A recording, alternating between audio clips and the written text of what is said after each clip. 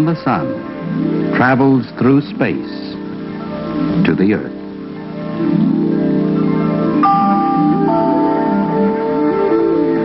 What form of energy can travel through space? Can this same kind of energy be generated and used by man?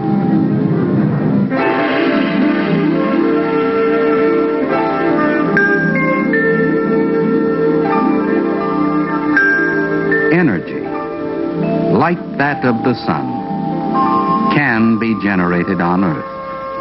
Here's one way to do it. We connect a battery to a switch, a current meter, and a coil of wire.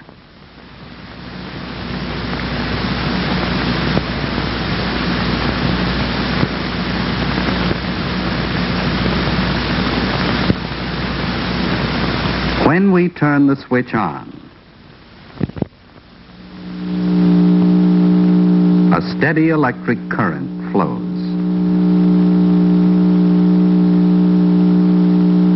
A compass shows us that a steady electric current is surrounded by a magnetic field. Steady current, steady field. Now, suppose the current is made to pulse. On and off. A pulsing current produces a pulsing field. Now the field moves through space and can be detected at a second coil over here.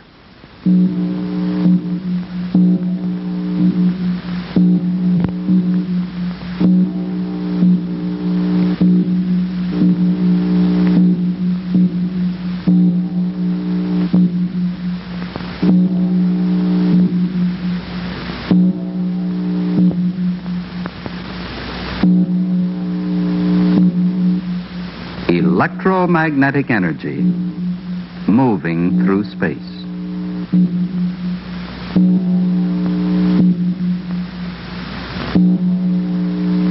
Here, the field is in about 1 time each second.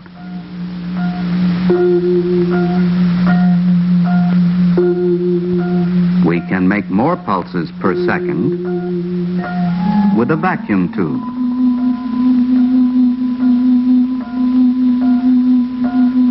At several thousand pulses per second, the electromagnetic energy is called radio waves. As the frequency of the pulses increases, we know the energy by different names.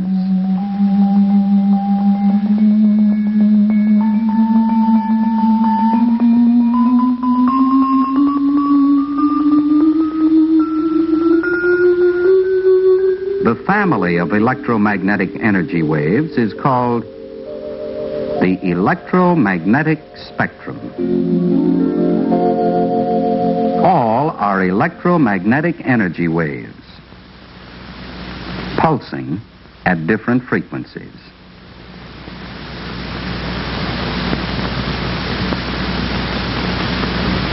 Let's see how we use each group.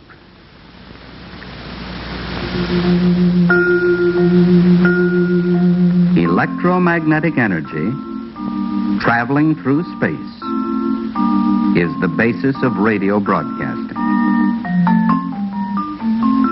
But there are many radio transmitters.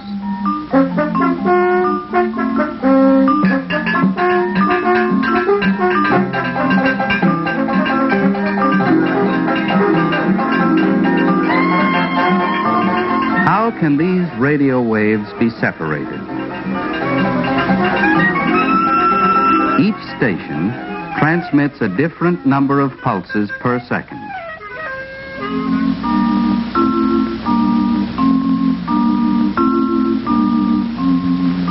The number of pulses per second is called the frequency.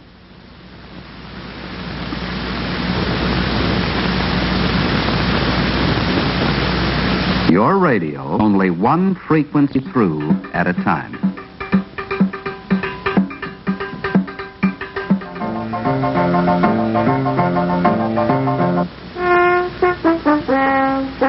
At 600 kilocycles on your dial, for example, your radio receives electromagnetic energy at a frequency of 600,000 pulses per second.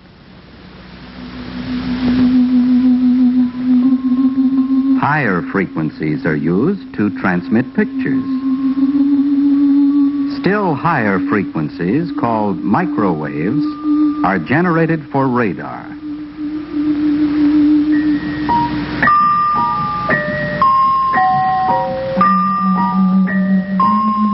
At these frequencies, electromagnetic waves will bounce from some objects.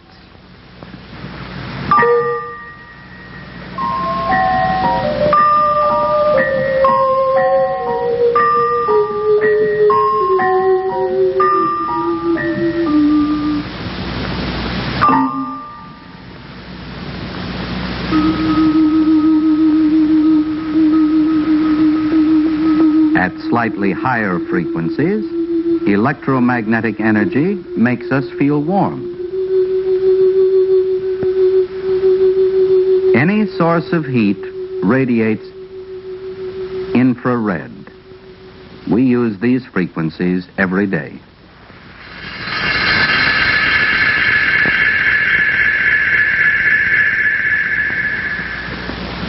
Higher frequencies stimulate the nerves in your eyes. Electromagnetic energy we call different frequencies appear to us as different colors.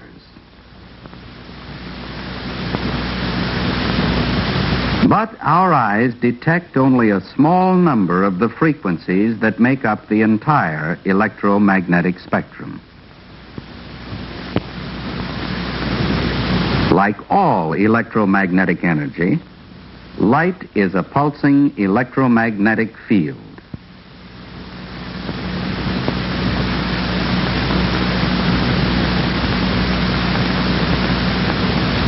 A photoelectric cell can measure the energy of light.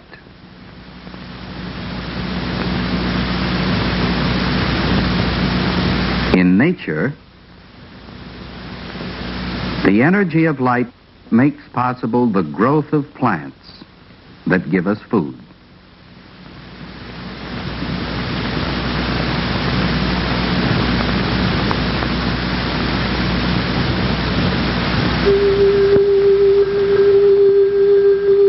At slightly higher frequencies, electromagnetic energy is called ultraviolet. It's invisible to our eyes, but we see its work as it tans our skin.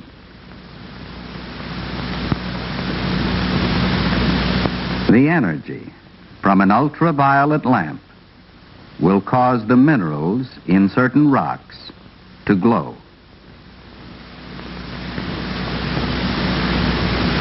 The minerals absorb the ultraviolet and radiate it back at lower frequencies, including visible light.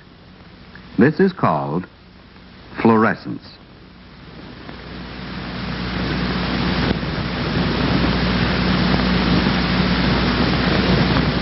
This principle is used in a fluorescent light.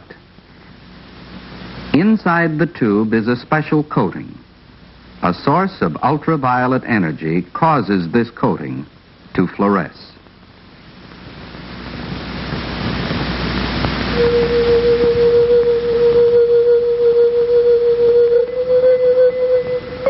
Slightly higher frequencies, called X-rays, are generated by a special tube.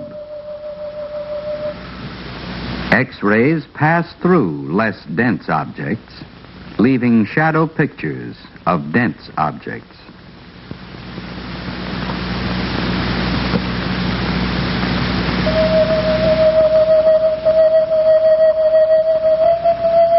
Some of the highest frequencies we know are released when an atom nucleus splits apart. A splitting atom releases particles and electromagnetic energy called gamma rays. Uranium ore releases gamma rays, which can be detected by a Geiger counter.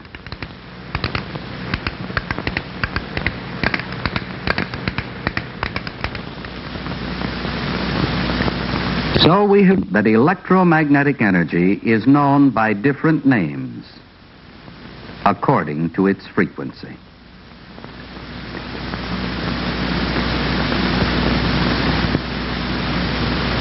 But all electromagnetic energy is a pulsing electromagnetic field traveling through space. We've seen that the frequency, the number of waves per second, is the only difference among these groups.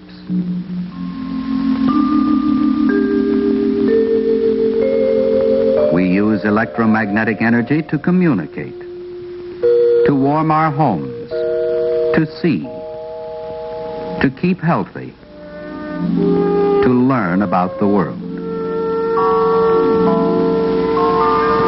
We know that every star, including our sun, radiates electromagnetic energy. But are there frequencies beyond the ends of the known spectrum?